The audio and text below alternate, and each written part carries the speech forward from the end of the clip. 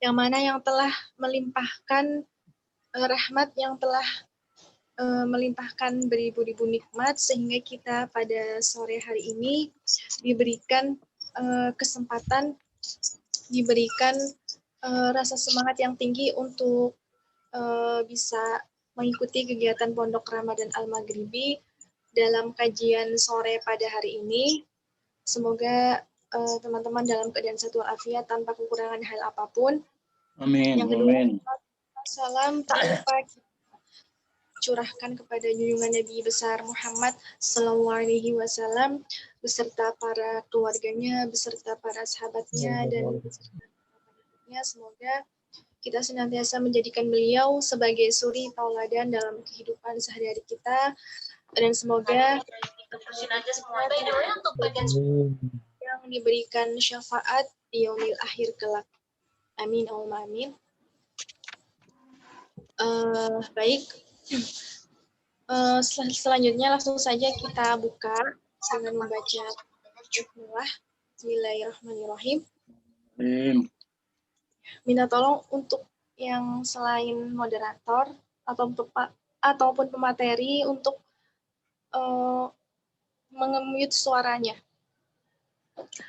Baik, di sini saya selaku moderator akan memandu berjalannya kajian sore pada hari ini yang sudah dibersamai oleh pemateri kita. Selamat datang Bapak Hamdan Hambali. Ya. Selamat. Ya. Bagaimana kabarnya Bapak? Alhamdulillah. Sehat, Alhamdulillah diberi kesehatan. Alhamdulillah. Tadi saya ikut partisipasi. Iya Bapak. Alhamdulillah. Langsung saja ya. Saya serahkan kepada Bapak Hamdan Hambali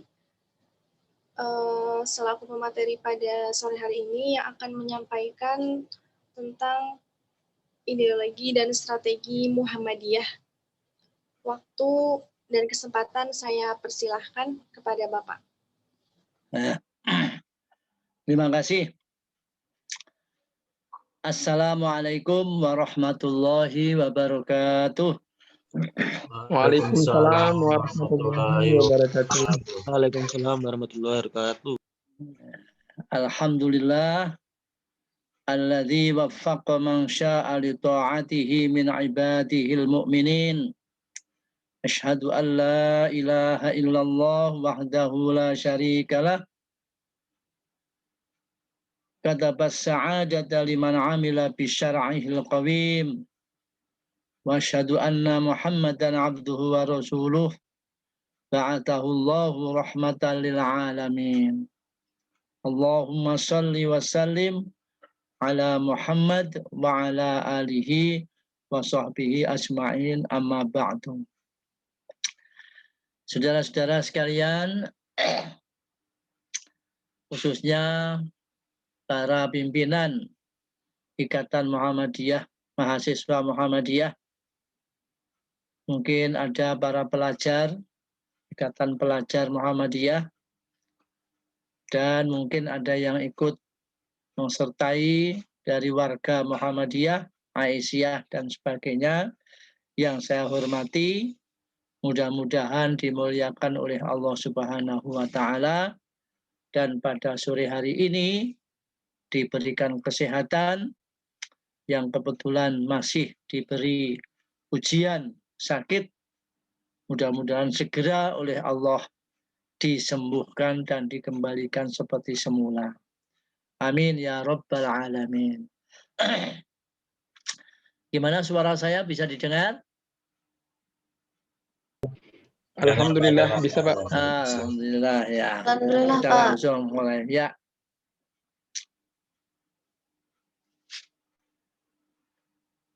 Di sekarang ini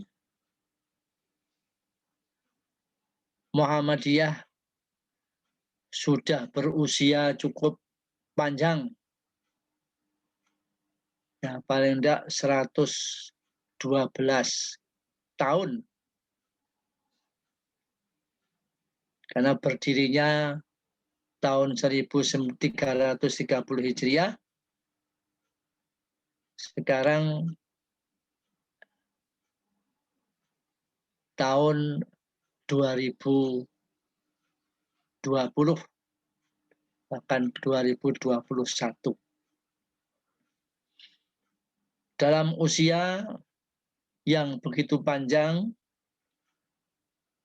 kita saksikan, kita ketahui Muhammadiyah belum pernah berubah, tetap utuh,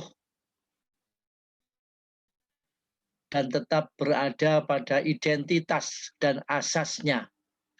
Sebagai yang tersebut di dalam anggaran dasar, bab 2 pasal 4. Muhammadiyah adalah gerakan Islam, dakwah amar ma'ruf nahi mungkar, dan tasdid bersumber pada Al-Quran dan As-Sunnah. Dan berasas Islam, bab 3 pasal 6, maksud dan tujuan Muhammadiyah adalah menegakkan dan menjunjung tinggi agama Islam sehingga terwujud masyarakat Islam yang sebenar-benarnya. Sampai pada saat ini itu tetap utuh, tidak ada perubahan. Dulu pernah untuk maksud dan tujuan diganti dengan redaksi masyarakat utama. Cuma kemudian setelah kembali berubah kepemimpinan negara kita dari Pak Presiden Soeharto, kemudian berubahlah kembali seperti semula, yaitu agama Islam, sehingga terwujud masyarakat Islam yang sebenar-benarnya. Perlu diketahui, dalam upaya agar Muhammadiyah tetap berada pada identitasnya, tidak bergeser dari asasnya, dan dapat mencapai maksud dan tujuannya, maka para pemimpin Muhammadiyah sejak dahulu, dari periode ke periode, secara sungguh-sungguh melalui sidang tanwir dan muktamar telah memutuskan rumusan-rumusan berupa pokok-pokok pikiran, baik yang bersifat ideologis maupun yang bersifat strategis. Itu sudah dibukukan. Nanti bisa dibaca, dipelajari. Nah, pokok-pokok pikiran yang bersifat ideologis meliputi 1, Muqaddimah Anggaran Dasar Muhammadiyah atau disingkat MADM. 2, Kepribadian Muhammadiyah, KM. Yang 3, Keyakinan dan Cita-cita Hidup Muhammadiyah, KCHM. Pedoman Hidup Islami Warga Muhammadiyah, PHIWM. Ini pokok pikiran yang bersifat ideologis. Kemudian yang kedua, pokok-pokok pikiran yang bersifat strategis. Meliputi 1, Langkah Muhammadiyah tahun 1938 sampai 1940. Yang kedua, Khitoh Muhammadiyah tahun 1956 sampai 1959. Ini yang terkenal dengan Khitoh Palembang. Yang ketiga, Khitoh Perjuangan Muhammadiyah tahun 1969 yang dikenal dengan Khitoh Ponorogo. Yang keempat, Khitoh Muhammadiyah tahun 1971 yang dikenal dengan khitoh ujung pandang. Yang kelima, khitoh perjuangan Muhammadiyah tahun 1978 yang dikenal dengan khitoh Surabaya. Kemudian yang terakhir, khitoh Muhammadiyah dalam berbangsa dan bernegara tahun 2002 yang dikenal dengan khitoh Denpasar. Nah, saudara-saudara yang kami hormati,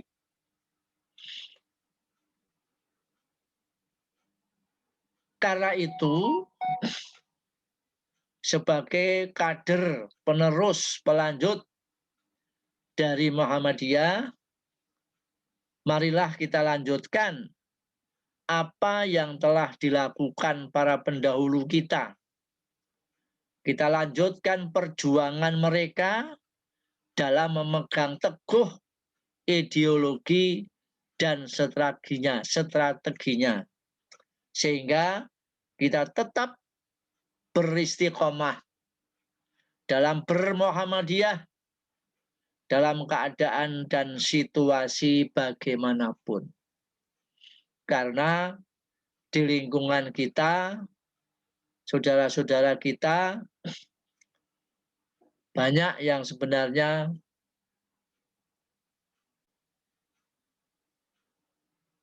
mereka ingin mempengaruhi bagaimana supaya kita ini berubah. Ngajak kita ini keluar atau meninggalkan Muhammadiyah. Nah, untuk itu apa yang harus kita lakukan supaya kita ini tetap istiqomah dalam bermuhammadiyah? Saya sampaikan paling tidak ada 5 poin. Yang pertama, kita harus percaya dan yakin bahwa Muhammadiyah adalah organisasi Islam yang didirikan oleh Kiai Haji Ahmad Dahlan itu dengan maksud dan tujuan agar umat Islam di Indonesia ini mau menegakkan Islam dan melaksanakan ajarannya sesuai dengan yang dituntunkan oleh Rasulullah Shallallahu Alaihi Wasallam.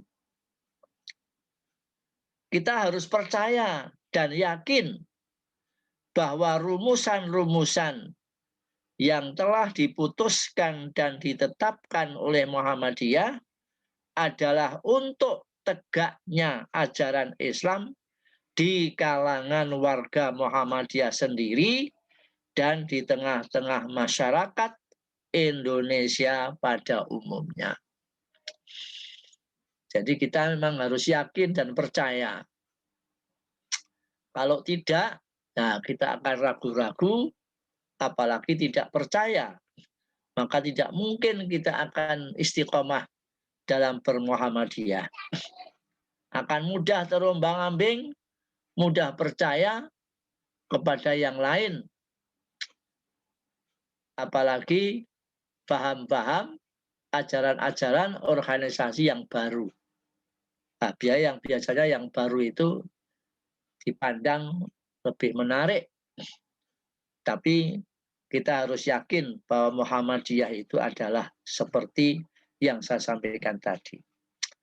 Kemudian yang kedua, kita harus mendasari dalam bermuhammadiyah itu dengan keikhlasan. Dengan ikhlas karena Allah Subhanahu wa Ta'ala. Dan sebagai ibadah kepada Allah. Dalam bekerja dan berjuang di dalam atau untuk Muhammadiyah. Ini harus ikhlas. Dan diniati ibadah. Karena itu mendapat pahala dari Allah Subhanahu wa Ta'ala. Karena kalau tidak ikhlas, tentu akan menemui kekecewaan. Karena kemungkinan akan banyak hal yang tidak terpenuhi kehendaknya, keinginannya. Kalau masuk Muhammadiyah kok tidak ikhlas, itu nanti akan banyak kecewa. Karena mungkin apa yang diinginkan tidak terpenuhi. Nah, dalam salah satu alinea pedoman hidup beragama dalam Muhammadiyah yang dikeluarkan oleh PP Muhammadiyah sekitar tahun 1400 Hijriah atau 1980 Masehi. Di sana dinyatakan pimpinan Muhammadiyah, pimpinan pusat Muhammadiyah tidak keberatan kalau mereka yang kurang ikhlas atau tidak ikhlas meninggalkan Muhammadiyah. Itu sampai seperti itu PP waktu itu. Karena kalau yang masuk Muhammadiyah kok tidak ikhlas, tidak dengan niat ibadah, itu nanti akan banyak kekecewaan, dan kalau kecewa, ia akan membuat kekisruan, membuat masalah yang justru merugikan kepada Muhammadiyah. Kemudian yang ketiga, kita harus mau mempelajari. Untuk supaya yakin itu, ya kita pelajari dan kita kaji anggaran dasar dan anggaran rumah tangga Muhammadiyah dan rumusan-rumusan yang telah disebutkan dalam pendahuluan tadi, yaitu pokok-pokok pikiran tentang ideologis dan strategis.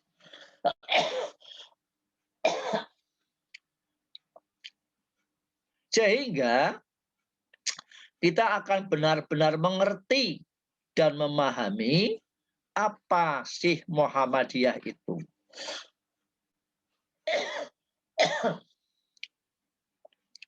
Untuk apa Muhammadiyah didirikan?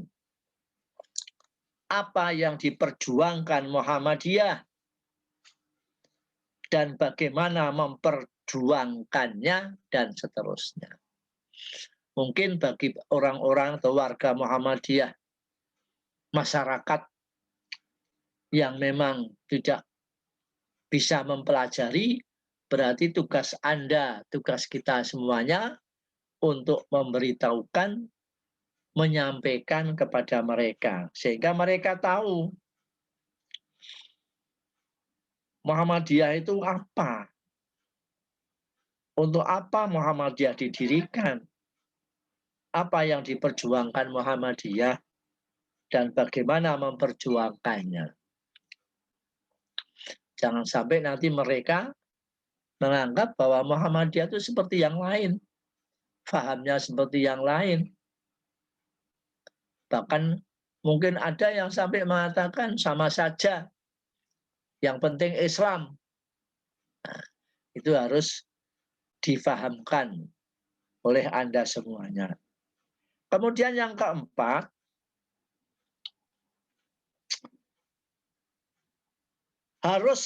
kita harus mau mengamalkan. Jadi kalau sudah mempelajari, mengkaji, kita harus mau mengamalkan atau melaksanakan keputusan, ketetapan yang telah dipelajari atau dikaji itu. Karena semua keputusan dan rumusan itu baru akan punya arti dan pengaruh dalam kehidupan warga Muhammadiyah kalau sudah dilaksanakan. Berarti kita harus berupaya melaksanakan apa yang telah diputuskan oleh Muhammadiyah. Dalam memimpin persyarikatan, mengelola lembaga amal usaha, akan berangkat dari apa yang ditetapkan oleh Muhammadiyah itu. Jadi kalau Anda sekarang juga mendapat kepercayaan di IMM, mungkin ada yang sudah juga masuk di jajaran pimpinan Muhammadiyah, atau juga mungkin sudah berada di amal usaha Muhammadiyah, maka di dalam melaksanakan, mengelola, itu harus berangkat dari apa yang telah ditetapkan oleh Muhammadiyah. Jadi tidak melanggar, tidak keluar dari aturan yang telah ditetapkan. Berbagai masalah dan persoalan yang dihadapi, baik intern maupun ekstern, akan selalu dikembalikan dan melihat apa yang telah menjadi ketetapan Muhammadiyah itu. Apabila dalam ketetapan tidak ada, baru mempergunakan cara lain dengan tanpa meninggalkan prinsip-prinsip yang telah ada. Ya, dengan cara musyawarah, dibahas, diskusikan, karena memang di peraturan tidak ada, maka keputusan nanti tidak menyalahi secara prinsip dari aturan yang sudah ditetapkan. Kemudian yang kelima, setelah kita pelajari, kita yakin, maka apa yang kita miliki itu kita mau mendakwahkan dan menyebarluaskan bagaimana gerak Muhammadiyah.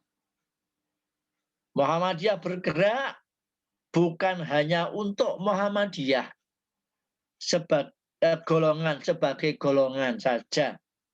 Tetapi Muhammadiyah bergerak dan berjuang adalah untuk tegaknya Islam, untuk pengemenangan kalimat Allah, dan untuk terwujudnya masyarakat Islam yang sebenar-benarnya.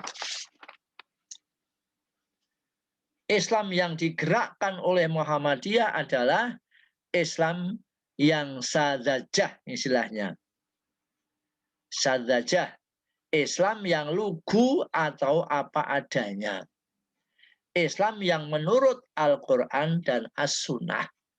Jadi tidak dibuat-buat. Nah, saudara sekalian, warga IMM, IPM atau warga Muhammadiyah Aisyah,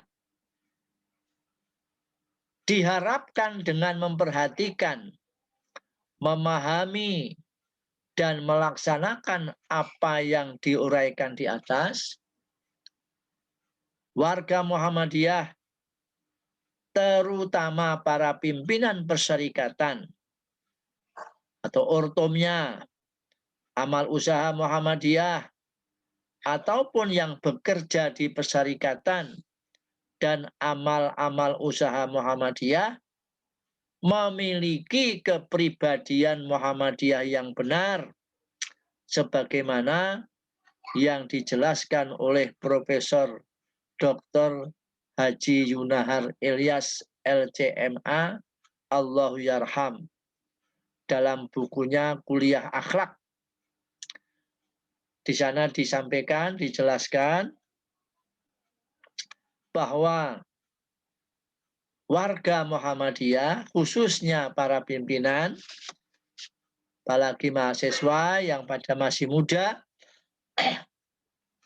diharuskan yang pertama memahami hakikat Islam secara menyeluruh yang mencakup aspek akidah, ibadah, akhlak, dan muamalah duniawiyah bersumber pada Al-Quran dan Sunnah makbulah. Ya, Anda sebagai anggota IMM, maka akidah Islamnya ini harus benar-benar diluruskan kalau ternyata masih ada hal yang kurang benar. Ibadahnya anggota IMM, ibadahnya benar-benar murni, tidak tercampur dengan bid'ah khurafat. Rajin menjalankan sholat di masjid, rajin menjalankan sholat wajib dengan berjamaah. Akan sangat aneh kalau anggota IMM tidak memperhatikan ibadah di masjid. Karena Nabi sendiri kan menuntunkan sholat wajib di masjid. Akhlak seorang anggota IMM, warga Muhammadiyah, mestinya tidak akan terkena kasus-kasus yang tidak terpuji. Alangkah aibnya kalau sampai ada anggota Muhammadiyah, anggota IMM, anggota IPM, Aisyah, NA, terkena kasus sampai berurusan dengan yang berwajib. Makanya akhlak harus terpuji sebagai anggota Muhammadiyah. Muamalah, bagaimana orang Muhammadiyah, warga Muhammadiyah secara menyeluruh di dalam melakukan transaksi jual beli, kejujuran mesti harus ditegakkan. Masa orang Muhammadiyah kok berbohong? Anggota IMM kok menipu? Nah, itu mesti harus dihindari. Kemudian yang kedua, melandasi segala sesuatu dengan niat ikhlas, mencari ridho Allah semata-mata.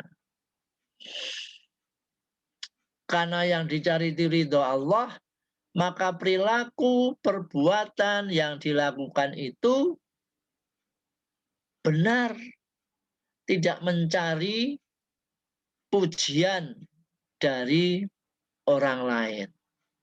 Maka dipuji maupun tidak dipuji, tetap istiqomah menjalankan apa yang telah ditetapkan, telah ditegaskan, telah dituntunkan di dalam ajaran Islam.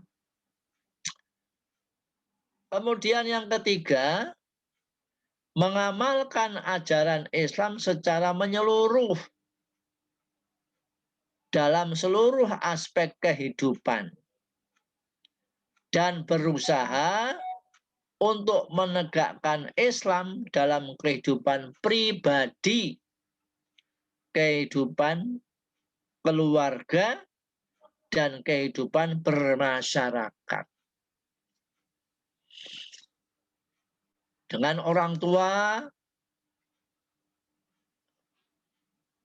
itu memiliki akhlak mulia, taat, berbakti, tidak sampai menyakiti hati orang tua. Sebagai anak, mau tidak mau harus menghormat.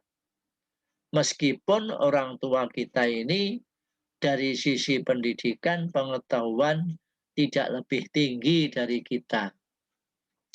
Tapi yang jelas adanya kita ini karena adanya orang tua. Maka tidak ada jalan lain, sikap kita kepada orang tua harus baik, harus berusaha untuk membuat ridho. Sehingga orang tua terhadap kita ini merasa bahagia karena sikap dan perilaku kita.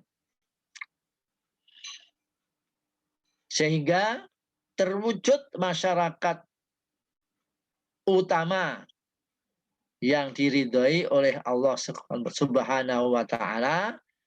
Karena ini pada saat itu buku disusun masih dengan tujuan seperti itu yang sekarang sudah dirubah masyarakat Islam yang sebenar-benarnya. Yang keempat, sebagai orang Muhammadiyah yang telah mempelajari pokok-pokok pikiran dan strategi itu, memiliki semangat jihad, semangat juang untuk memperjuangkan Islam. Termasuk di dalamnya memperjuangkan Muhammadiyah. Karena Muhammadiyah itu organisasi untuk menegakkan Islam. Maka harus diperjuangkan. Tidak sekedar ikut-ikutan. Yang kelima, memiliki kemauan dan kesediaan untuk berkorban demi Islam. Baik korban waktu, korban harta, tenaga, bahkan nyawanya sekalipun.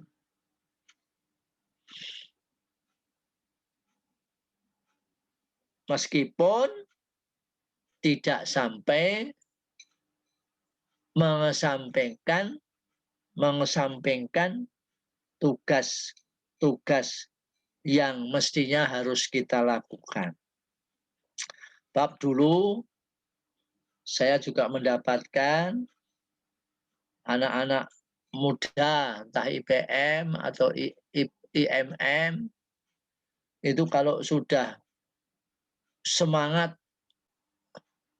berorganisasi, menjalankan kegiatan, sampai-sampai kuliahnya terlantar. Sampai-sampai belajarnya terkesampingkan. Sehingga sampai ada guruan, kalau mau kuliahnya nggak selesai-selesai, supaya aktif berorganisasi, jadilah IMM. Maka jadi mahasiswa yang mahasiswa yang abadi, karena masih cinta dengan fakultasnya, maka dia tidak keluar-keluar, karena memang belum selesai. Nah, itu yang jangan sampai terjadi. Sehingga pimpinan Pusat Ikatan Pelajar Muhammadiyah dalam keputusan muktamarnya waktu itu termasuk mencantumkan 3T. Nah, dulu waktu itu ada 3T. Tertib ibadah, tertib belajar, dan tertib berorganisasi. Jadi ibadahnya juga tekun. Tidak kemudian terjadi mengadakan Darul Arqam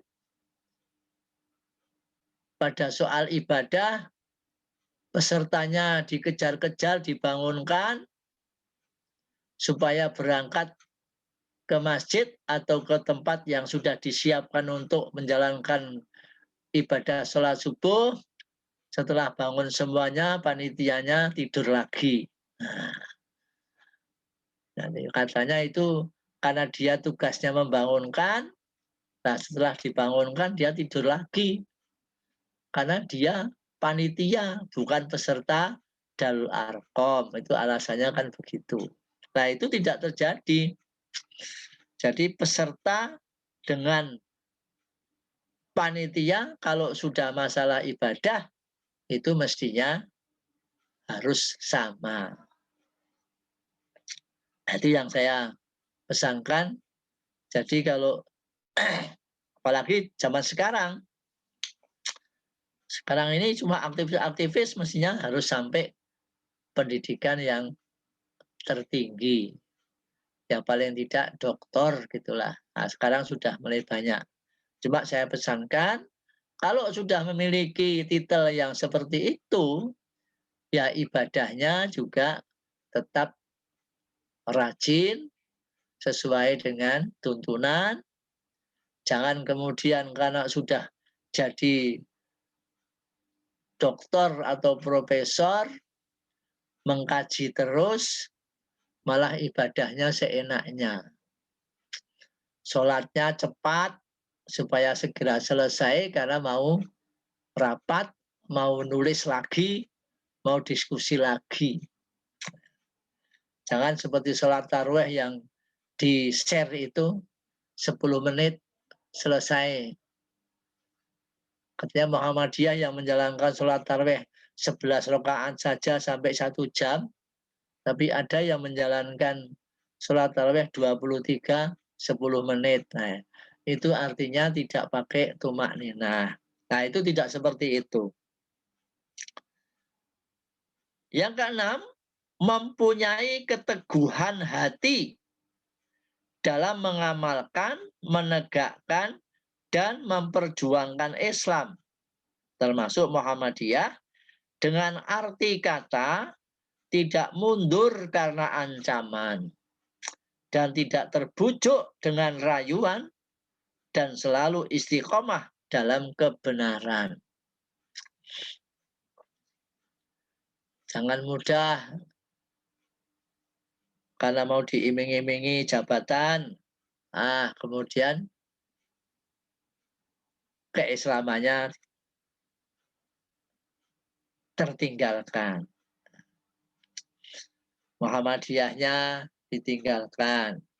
Waktu sebelum menjabat, dia di Muhammadiyah luar biasa perjuangannya. Setelah jadi pejabat, kurang perhatikan terhadap Muhammadiyah. Mestinya kalau jadi pejabat, ya dia membawa misi Muhammadiyah. Sehingga apa yang selama ini diperjuangkan, ya harus tetap diperjuangkan. Sudah barang tentu dengan strategi yang tidak seperti sebelumnya. Karena sudah jadi pejabat. Tapi esensinya tetap harus memperjuangkan apa yang telah diperjuangkan oleh Muhammadiyah. Kemudian selanjutnya, mematuhi pimpinan dalam hal-hal yang disukai dan yang tidak disukai, selama berada dalam garis kebenaran. Kita ini wajib taat kepada pimpinan, baik yang senang maupun yang kita tidak senang.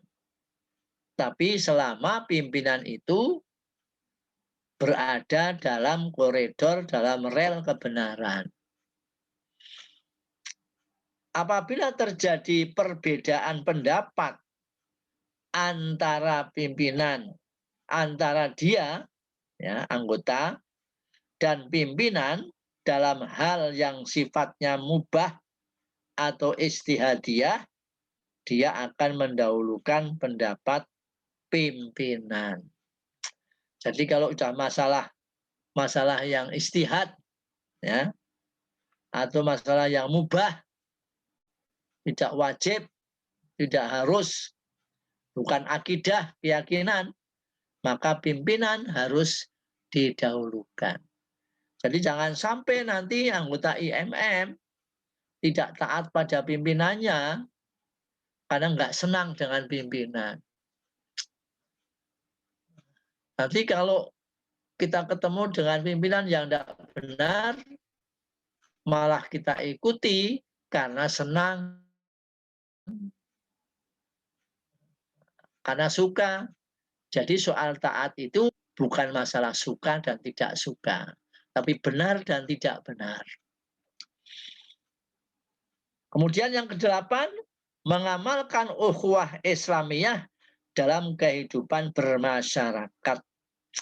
Nah, persaudaraan kita di IMM, di warga Muhammadiyah, di masyarakat pada umumnya harus kita jaga.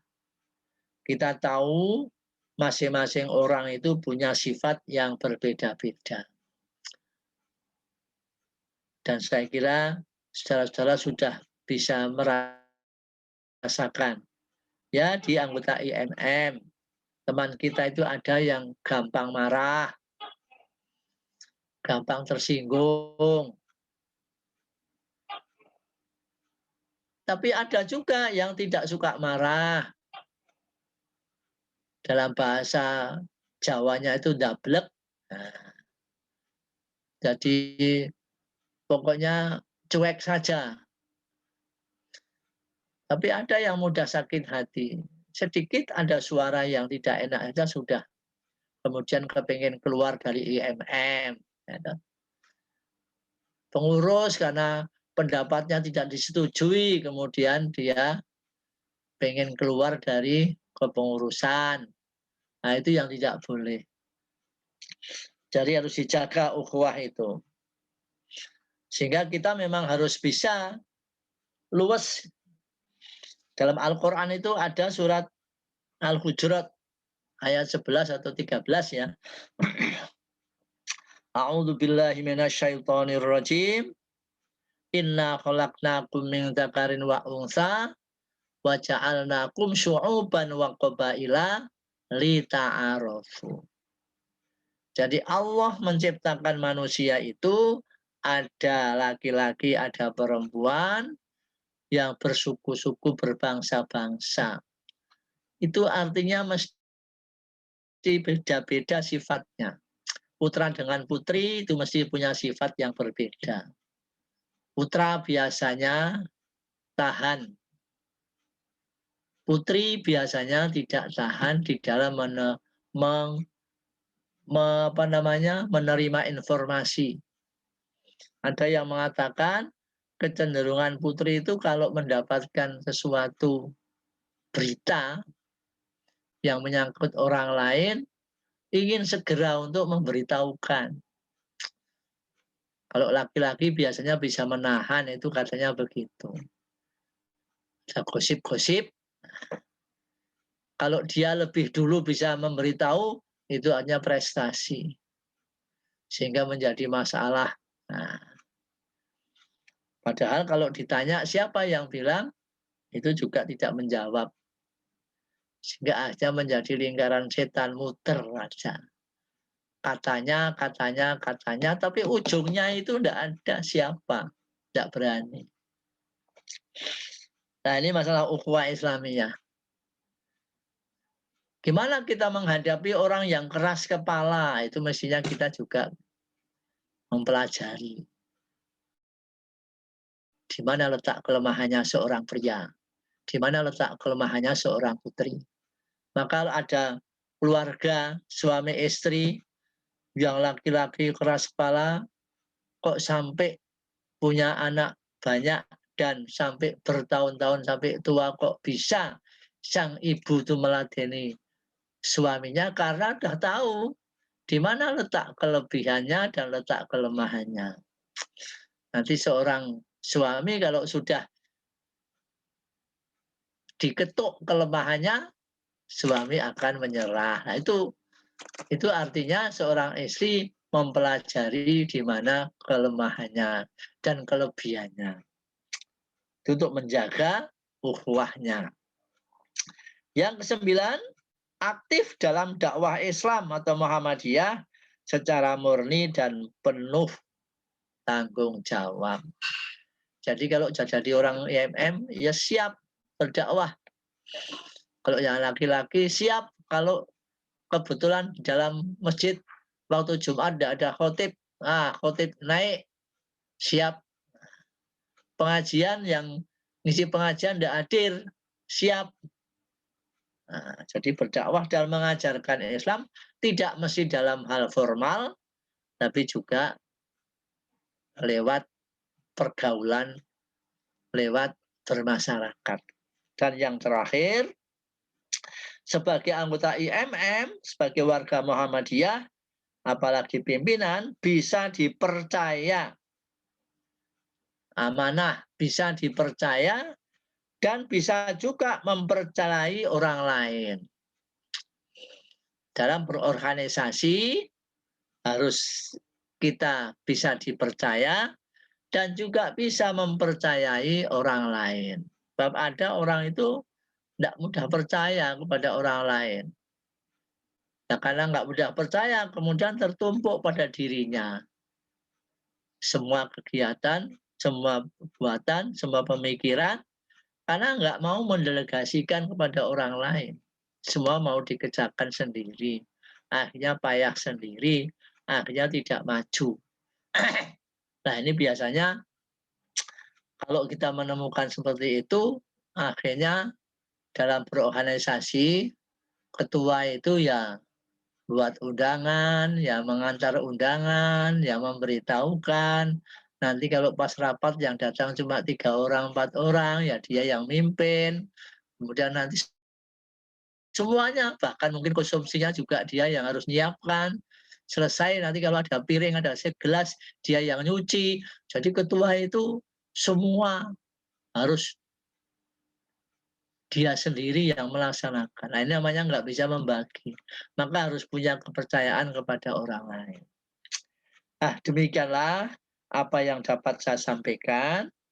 Semoga dengan pegangan, pedoman, dan faham, serta tekad dan semangat yang sama, sebagai organisasi akan tercipta suasana harmonis antar sesama pimpinan perserikatan, amal usaha, dan warga Muhammadiyah dalam mengemban amanah Allah melalui perserikatan Muhammadiyah yang kita cintai ini. Amin. Saya mohon maaf apabila di sana sini terdapat kekurangan dan kesalahan karena keterbatasan pengetahuan yang saya miliki. Semoga Allah senantiasa memberikan taufik dan hidayahnya kepada kita semuanya. Amin. Ya Rabbal Alamin. Nasru minallahi wa fathun qarib. Wa basyiril mu'minin. Wassalamualaikum warahmatullahi wabarakatuh. Waalaikumsalam warahmatullahi wabarakatuh. Baik, sebelumnya mohon maaf karena moderator saat ini ada hal lain yang harus diurus terlebih dahulu, sehingga saya hadir di sini untuk mengambil alih moderator, begitu. Oke, Ya. Bapak dan Hambali, terima kasih atas penyampaian materi yang sangat luar biasa pada sore hari ini. Untuk itu sekarang kita masuk ke sesi tanya-jawab. Kepada teman-teman sekalian yang ada hal yang ingin ditanyakan atau didiskusikan di sini, kami berikan 3 penanya kepada teman-teman. Saya persilakan. Saya Mbak. Ya. Oh ya, Oke. Assalamualaikum warahmatullahi wabarakatuh. Waalaikumsalam warahmatullahi wabarakatuh. Perkenalkan, nama saya Novita dari PCIMM Kabupaten Lamongan, Bapak. Oh ya, jauh ya. Ya, dari Lamongan. Yang ingin saya tanyakan mengenai kitab Muhammadiyah. Terakhir kita itu di tahun 2002 ya Bapak. Tapi Ya. sampai dengan sekarang masih belum ada pembaharuan kita lagi nih. Nah, apa yang mendasari Muhammadiyah sampai dengan hari ini masih belum mengadakan kita kembali gitu. Terima kasih. Ya. Ya, sepanjang yang saya tahu, karena khitoh, namanya khitoh ini sudah sampai sekarang masih dianggap cukup ya untuk menghadapi berbagai persoalan yang dihadapi oleh Muhammadiyah yang terjadi pada saat ini. Jadi kalau kita melihat khitoh yang terakhir Denpasar itu kan dalam berbangsa dan bernegara. Jadi apa yang ditulis dilakukan sekarang ini berangkat dari sana. Bagaimana Muhammadiyah bersikap terhadap partai. Ini kan kaitan dengan waktu itu partai. Bagaimana orang Muhammadiyah kalau mau jadi atau menjadi anggota DPR, mau jadi pengurus partai.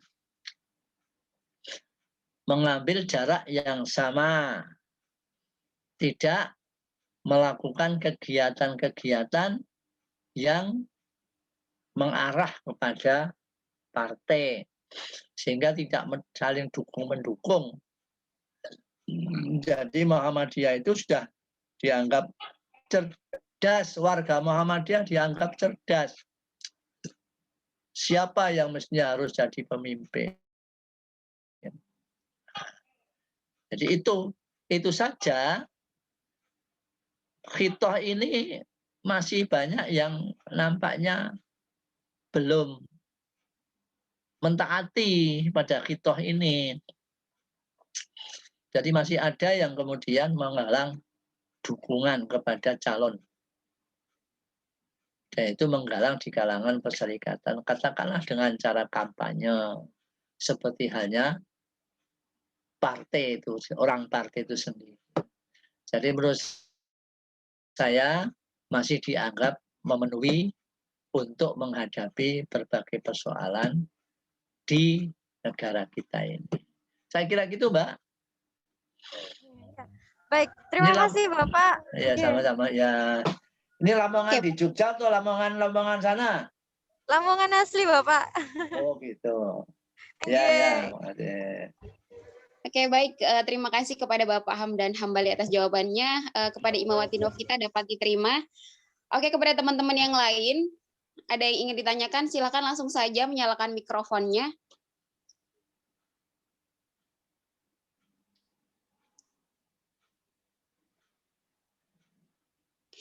Oh ya, Bapak, ini ada pertanyaan yang masuk di room chat. Coba saya bacakannya.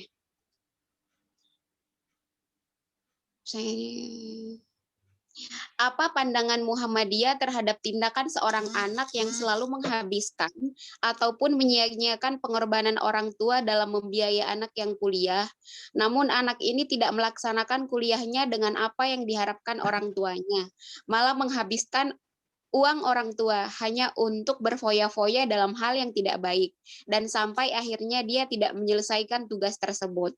Kejadian seperti ini banyak sekali terjadi. Apa pandangan Muhammadiyah terhadap tindakan seorang anak yang seperti ini? Ya, kalau menurut pandangan Muhammadiyah, karena Muhammadiyah itu membawa atau menegakkan ajaran Islam, maka rujukannya kepada Al-Quran dan As-Sunnah. Nah, bagaimana ajaran Islam itu? Ya jelas, dalam Al-Quran itu ada ayat wa qadha rabbuka alla ta'budu illa iyyahu wa bil walidaini ihsana. Imma yablughanna indakal kibara ahaduhuma aw kilahuma fala taqul lahuma uffin wala tanharhuma. Esensinya atau isinya, anak itu harus taat kepada orang tua.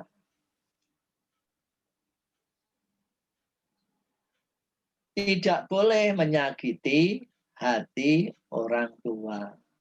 Apalagi termasuk menyakiti fisik. Hatinya saja sudah tidak boleh. Wala taqul lahuma uffin, di situ mengatakan uff, apalagi tidak mau, apalagi menolak apa yang diinginkan oleh orang tua, tidak ditaati. Itu orang tua mesti sakit hati.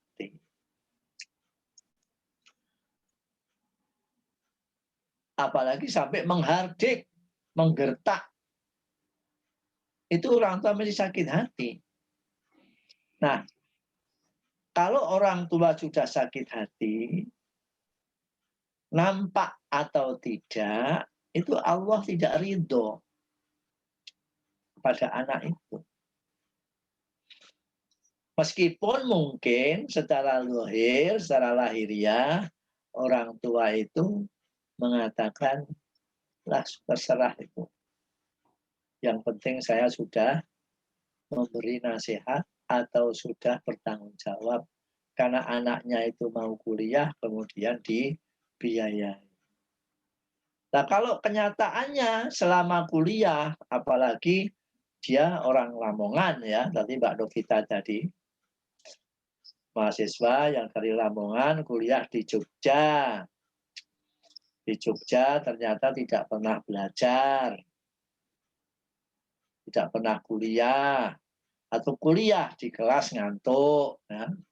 Tidak mendengarkan apa yang disampaikan oleh dosen, biaya yang dikirimkan terus-menerus, bahkan kemudian mungkin ada mahasiswa yang kirim surat ke orang tua mengatakan kalau buku-bukunya mahal, terus minta dikirim uang untuk beli buku, beli kitab. Kenyataannya tidak dibelikan kitab, malah untuk foya-foya menggratis calon temannya yang putra menggratisi pada sang putri dengan gaya orang kaya, mencukupi. Itu orang tua mesti tidak senang, mesti hati sakit karena sudah berjuang mencari nafkah, kemudian untuk dikirim kepada anaknya supaya anaknya sukses. Bahkan ada yang kemudian anak itu karena memang jarang kuliah, ujian tidak bisa, sehingga jadi mahasiswa abadi. Apa yang dikatakan kepada orang tua? Sekarang dosennya killer, dosennya susah ditemui. Wah, soalnya itu memang berat, sehingga dia belum bisa lulus, padahal tidak ikut ujian. Betul? Nah, jadi itu sakit hati orang tua. Kalau orang tua katakanlah bisa maklum, tapi Allah tidak rela. Allah tidak akan rela. Karena itu dalam sabda Rasulullah, suhtullah fi suhtil walidain. Nah, ini sudah habis ya. Jadi ridallah fi ridal walidain wa suhtullah fi suhtil walidain. Keridhaan Allah itu akan tergantung kepada keridhaan orang tua. Kemarahan Allah tergantung kepada kemarahan orang tua. Kalau orang tuanya ridho, Allah akan meridhoi. Kalau orang tuanya itu sakit hati, benci, Allah juga akan membencinya. Saya kira itu, Mbak, yang saya bisa sampaikan. Mudah-mudahan Anda semuanya menjadi mahasiswa, menjadi anggota Muhammadiyah yang benar-benar taat kepada Allah, Rasulullah, dan taat pada ketetapan-ketetapan Muhammadiyah. Saya kira Amin, gitu, Rob. kurang lebihnya mohon maaf. Assalamualaikum warahmatullahi wabarakatuh.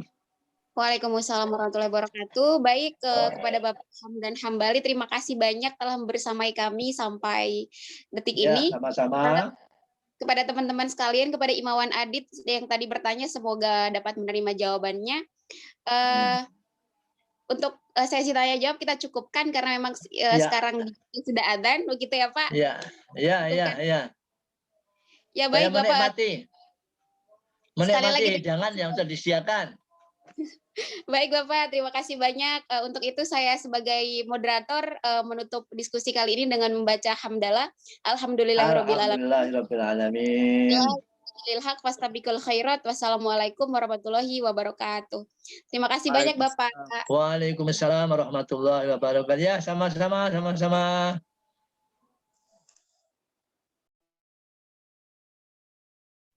Silakan selamat berbuka puasa untuk teman-teman yang menjalankannya. Nanti sampai ketemu lagi di SKD.